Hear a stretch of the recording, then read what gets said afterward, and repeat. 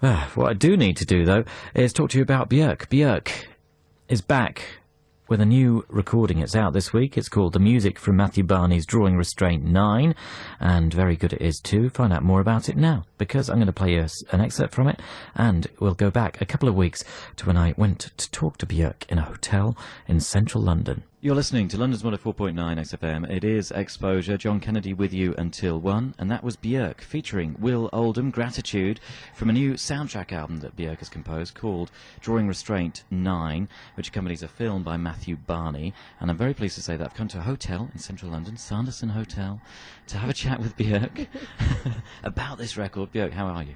Oh, I'm very good, yeah. Good. It's nice to see you again. Yeah, I didn't think we could possibly see each other so soon, but you just can't stop working, it seems. Well, I've actually been working with the same speed as I usually do, but it's just seemed that, like for example, the Army of Me project was very quickly pulled through, obviously because there was a lot of need because of the tsunami thing, and I didn't do the work on that one, I have to say. I did the editing, but that wasn't that hard work. And on this project, it's not like a normal album that I do that usually takes 2 or 3 years to do. Actually, it's like a soundtrack album that I did, and it took me like 6 months to do. So, yeah, I guess so. It's yeah. But maybe now I'll sneak away and do a proper album. So it'll be. Or have a break. I'll be away have for a bit. holiday. Yeah. I think that might be an idea. So the Army of Me was basically different people who'd covered Army of Me by Björk, and you put it together as an album that all the funds went to help the Tsunami Relief Fund. Drawing Restraint 9 is a film by Matthew Barney, who is your boyfriend, is that right? Yeah. Yeah. Mm-hmm. So he made this film, you appear in the film, and you made the music for the film. How did they all work hand in hand? I mean, it seems to me they must have worked that way. It did a little. I mean, I guess because we've known each other for 5 years, it's I mean, when we first met, we were just like, let's never work together and get on with, being, boyfriend, girlfriend, or whatever. Because I was going to say, the reason I brought it up is because it could be a recipe for disaster. Yeah. So, and then after 4 years or something, we suddenly realised that it would be harder to not work together than to work together, because for the last 5 years we've been doing the same things and eating the same food and watching the same movies and meeting the same people, and it was almost like our sort of things in the back of our heads that collect stuff has sort of been collecting from the same source, So when Matthew was commissioned to do this piece from Japan, so it sort of all fell into place from there, really, because I think he's obviously from the States, and a lot of his work is kind of about, not literally about that, but sort of dealing with that, And I'm probably more of sort of an Icelandic person, and somehow doing a project that was focused in Japan sort of meant that we met on mutual ground. It was sort of no equal kind of, both visitors basically. And that's what that is literally what we are in the movie. We're Occidental guests. Right. And it's because he stars in it as well. I mean, is stars the right kind of word to use to describe this appearance in a film like this? Well, what Matthew movies are not like your normal movie. It actually is a sculptor, and it's kind of all about sculpture. So there's all these things with Vaseline coagulating and then melting and floating, and sculptures being made, and it's no speaking in the movie. So there's no dialogue, so I actually don't really look at what I do as acting. It's more like I'm appearing. And so it's kind of it's not your average blockbuster. No, but it's 2.5 hours, 2 hours 15 minutes long. And so should it be viewed as an art piece, or how should you be viewing it as a viewer? Yeah, well, it is weird because the art was a bit different too, at least definitely the pop world. But is that it actually won't be shown in cinemas. It's I think 10 people paid for it, so 10 people will like own it, and wow. So it will only be shown in art in the museums where all the sculptures that are in the movie will be shown. And that's going to travel around the world and take, like, I think 1 or 2 years to go to 5 places or something. And then the movie will be shown at, I think, for example, it might be in Berlin in like a year's time. So during the exhibition in Berlin, it will be shown in that particular museum. Wow. So in a way, it's like people go and look at like a museum full of sculptures, and then they see the movie to see the story behind the sculptures, the mythology, like why the sculptures happened, sort of thing. And so when they view it, will they, because you know, I've seen different films within art galleries, and often they're presented much like any other piece of art in that they're just on in a room, and it's almost as if you're not meant to watch the whole thing. You're just meant to kind of walk through, look at it for a bit, and then move on. Whereas with this, it sounds like you should be watching the whole film from start to finish. Yeah, I think it's like a proper, you sit down and watch through, you know. It's not like, yeah, I know what you mean. Like, I think it's going to be proper, like, you watch it through, yeah. Yeah. And so we just played a song from it, which is probably the most accessible and traditional song on the record. Yeah.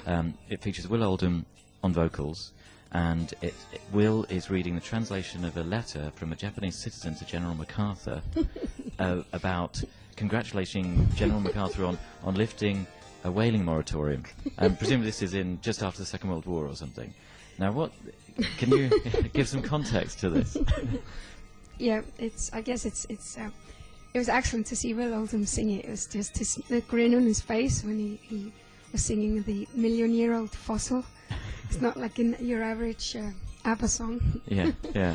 But yeah, basically, when Matthew got a commission from Japan to do a piece, I guess his take on it was to start off that 2.5-hour movie with referring to what happened after Hiroshima and Nagasaki.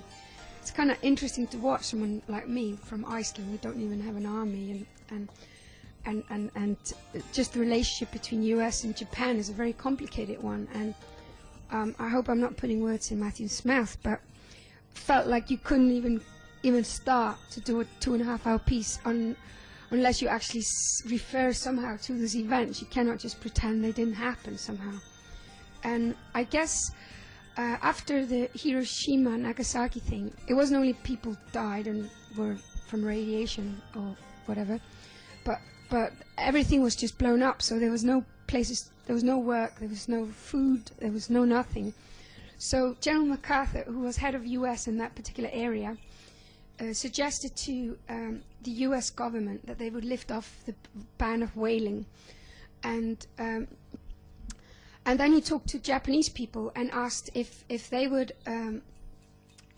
change the huge warships they had made for Pearl Harbor and all that into whaling factories. And they did that, and that's what revived the whale area, you know, and people kind of started eating whale and selling whale and wearing whale and everything until they sort of got somehow back on their feet. Somehow, I mean, obviously never totally, I mean, they're still scarred from what happened. So, what all the Japanese people in the area, oh, not all of them, but a lot of them, thousands of them at least did, is they started sending General MacArthur little presents and thank you letters. And Will Oldham is singing one of these thank you letters. And actually they weren't translated, they were actually in English. It's sort of written in sort of bad English, if you want, but really humble and really grateful for, thank you for lifting off the ban of whaling and saving us, and which obviously peculiar when they sort of bombed them 5 minutes earlier. Yeah. But I don't know, maybe Matthew just thought it was a good example of kind of how quickly sort of Buddhist people are to forgive, and or if it actually is it forgiveness or gratitude, you know. But it's kind of hard. I don't want to be sort of, I'm definitely not an art critic, and don't want to be somebody who's trying to explain Matthew's work, but most of it is never a narrative, and there's never a one story. There's always like 20 layers of things, and then you just have to sort of take it in and make out your own story from it, which is sort of what it's about. And Will Oldham, have you known Will Oldham for a long time, and why did you choose Will to sing that verse? He did. I met him through a mutual friend, Harmony Corinne, like, I don't know, 7 years ago, something like that. And we sort of kept in touch since, and he ended up doing a tour with me in the States 2 years ago, so we would meet a lot then. And we did speak about working together somehow, eventually, and I don't know, I'm weird, as much as I know I've got a reputation for just working with everyone and being very promiscuous. I think majority of my work relationships, that you sort of have a long, many years of sort of getting to know each other before anything happens, and you're not really thinking work, you're just curious about somebody and think they're great in what they do or whatever, and then eventually suddenly you got like something comes up and should we do it together? And so I feel that Will was somebody I already had sort of a musical, some sort of chemistry with, or something. And I felt it was important for Matthew. When I was trying to work out what Matthew wanted, I felt that it was important that it was a person from the States that was singing this, because obviously, I mean, not an Icelandic person. It's like got nothing to do with no nuclear guilt. Yeah, nuclear guilt. So there you go. You're listening to Exposure. It's 104.9 XFM. I'm John Kennedy, and with me tonight is Björk to talk about Drawing Restraint 9. We're going to hear another piece of music from it, and then have a more conversation after this. That is Björk, Hunter Vessel, from the soundtrack to a new film called Drawing Restraint 9. I'm sat in a hotel in the West End of London, Sanderson Hotel, if you want to check it out, which Björk is... she rented a room for the afternoon to talk to people like me about the film, I guess. Where was I going? Hunter Vessel was the title of that, and I guess the Hunter Vessel in question is the whaling vessel. And I haven't seen the film yet. I've read about it in the press release to go with the film and the soundtrack.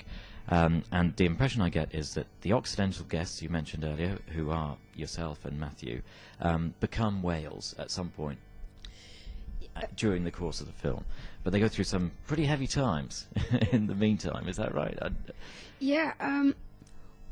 Well, I'm not sure if we go through heavy times. It's more like we're guests, and like I said before, actually the stars of the show are pieces of sculpture, and we're more like sort of guests, you know. And but there is a scene in the movie where we remove each other's legs, and with a no singing on top of it. So you cut off each other's legs. Yeah, but it's sort of opposed to being kind of violent. It's more sort of poetic, kind of like shamanistic, kind of transformational, magical kind of thing. And then we start growing, instead of the legs, these kind of fetus whale tails that then grow and become whale tails, proper whale tails. And then at the end of the movie, we swim away together to Antarctica. As you do. Right, so it's kind of romantic in a way. Is it meant to be? And it sounds like that. Well, 2 whales swimming off into the sunset. Yeah, I mean, Free Willy. I would like to think so, you know, but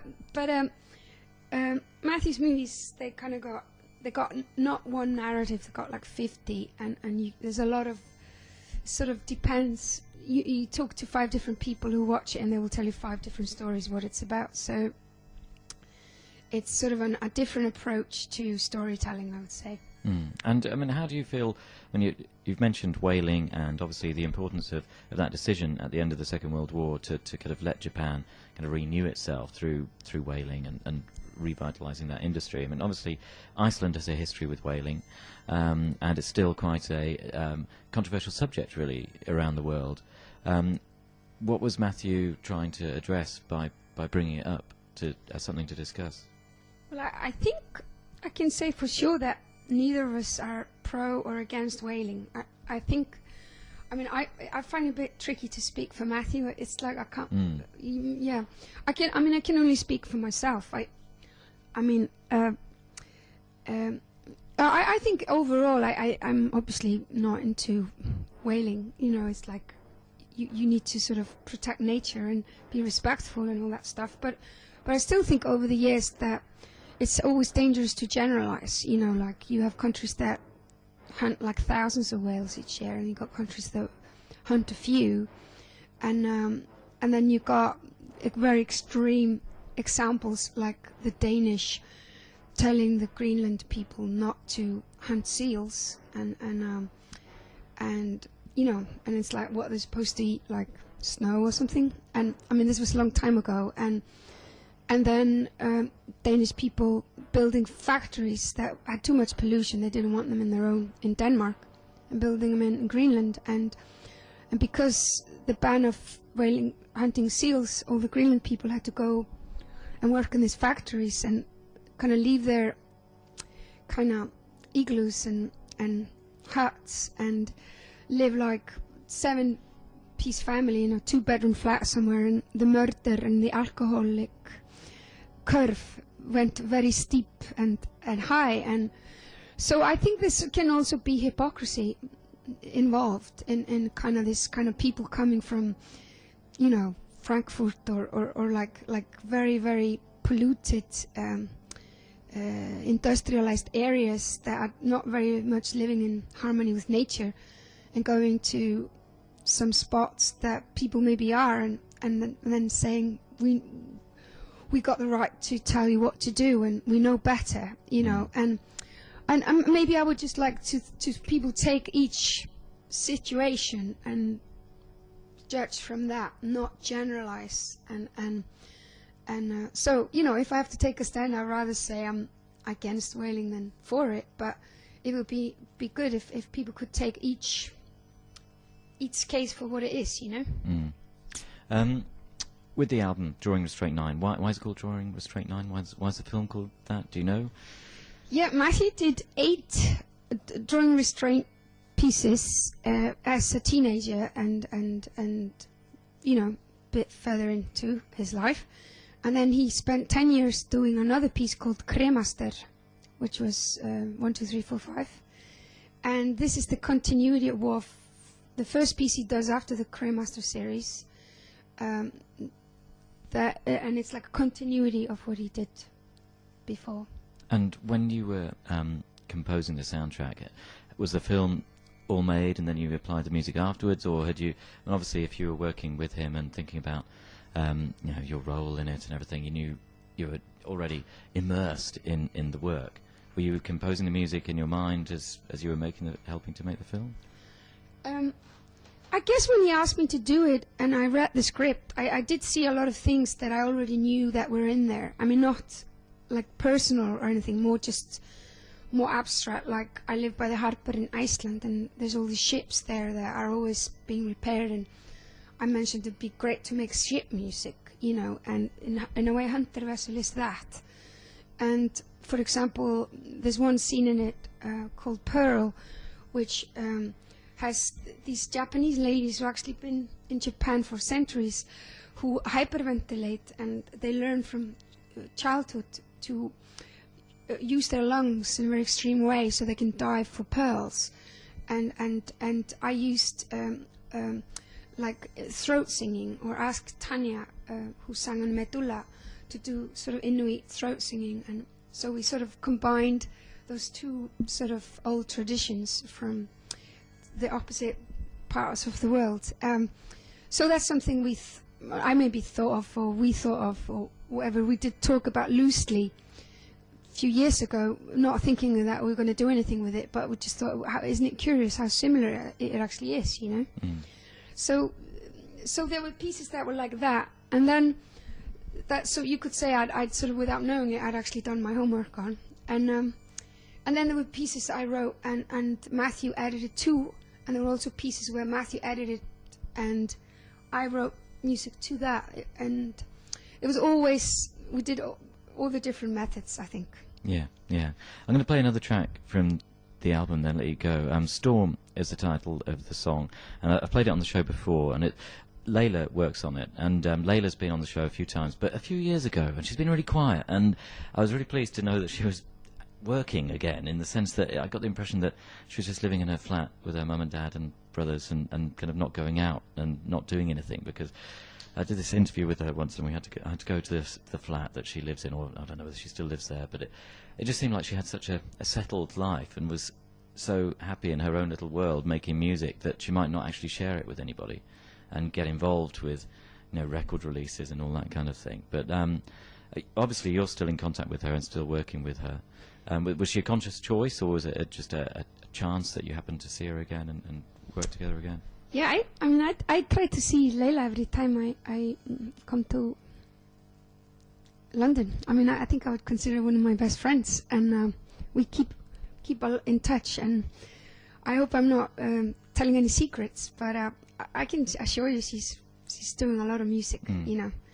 And I wouldn't be able to tell that's amazing. She's played some of it for me, and it's amazing. And I wouldn't know when it comes out. I couldn't say anything like that. But yeah, I was very excited. We did write this piece actually earlier, and I'm kind of stubborn with pieces, because if I think I've been part of something that's good, I get very protective of it and try to find the right place for it. And I was very happy with this, because I felt it was, I don't know, it sort of makes sense when you watch the whole movie. It's sort of, I think, kind of perfect for it. So I was very excited that it found a home, you know. Yeah. And what's next now for you? I mean, you mentioned earlier on that you're going to start working on a new album.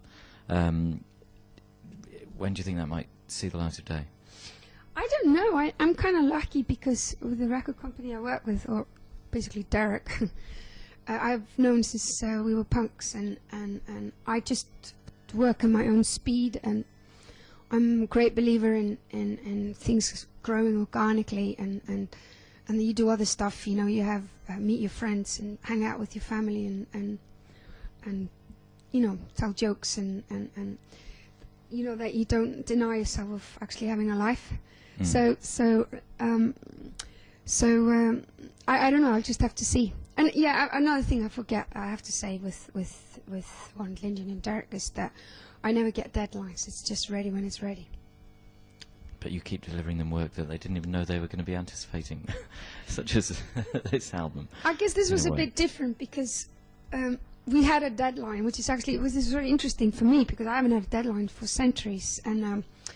And they had like an opening in Kanizawa Museum that had been planned for 3 years or something, and it's an opening on 1st of July in Japan, showing the movie and all the pieces, the sculptures, you know, the building's full of Matthew sculptures. So there was no way like moving anything back or anything. It's just like this is it. So it's actually the fastest I've ever worked in my life. I did 2 hours of music in 6 months, and I think I broke a personal record, which is actually good, because I actually found out I can work probably faster than I do. I think maybe